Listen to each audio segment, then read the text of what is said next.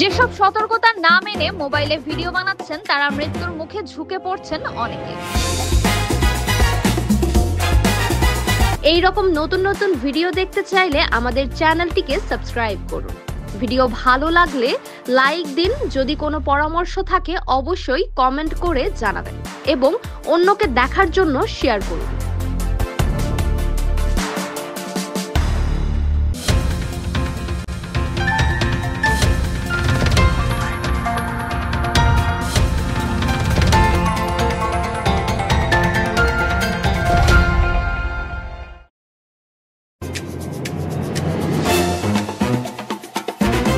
যেসব সতর্কতা না মেনে মোবাইলে ভিডিও বানাচ্ছেন তারা মৃত্যুর মুখে ঝুঁকে পড়ছেন অনেকে।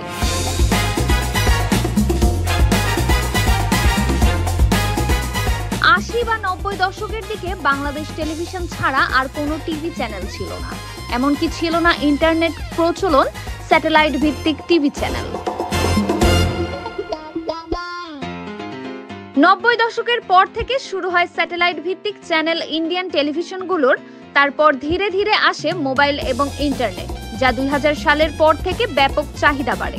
শুরুতে বাটন ফোন থাকলেও পরে যোগ হয় ক্যামেরা, তারপরে music system, Android smart set version হিসাবে চলে আসে, যা রীতিমতো পৃথিবী হাতের মুঠোয়। এরপরে যা শুরু হলো ইয়াং জেনারেশনের মাঝে।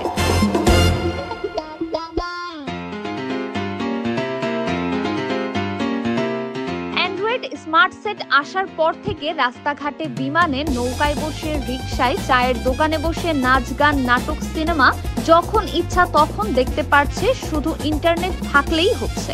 শুধু নায়ক নায়িকাদের নাচ গান দেখেই ক্ষান্ত নয় তারা, তাদের নিজেদেরও ইচ্ছা জাগে নায়ক নায়িকাদের মতো নাচতে গাইতে।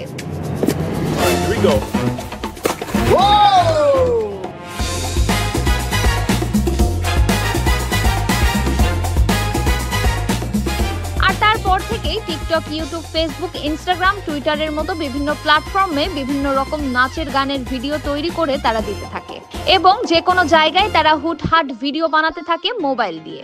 এরপরেই ঘটে নানা রকম দুর্ঘটনার শিকার হয়েছেন অনেকে, এমনকি মৃত্যুর মুখোমুখি হয়েছে অনেক, আবার মরেও গিয়েছেন অনেক ইনফ্লুয়েন্সার।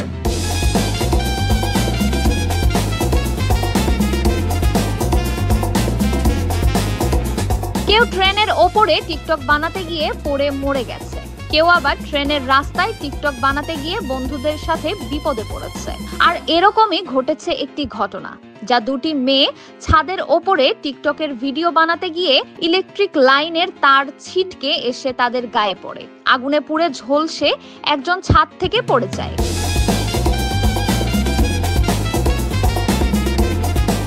তাড়াহুড়া করে লোকজন জড়ো হয়ে বাঁচাতে আসলেও তা অনেক দেরি হয়ে গেছে, মেয়েটিকে বাঁচানো গেল না।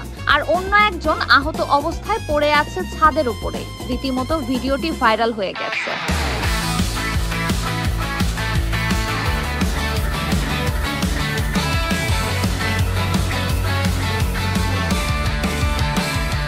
তাই যেখানেই মোবাইল দিয়ে ভিডিও করেন খুব সতর্কভাবে করবেন। দেখে নেবেন আপনার জায়গাটার আশেপাশে কোনো বিপদের চিহ্ন আছে কিনা।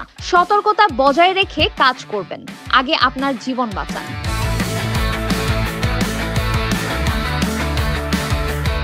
যেসব সতর্কতা না মেনে মোবাইলে ভিডিও বানাচ্ছেন তারা মৃত্যুর মুখে ঝুঁকে পড়ছেন অনেকে।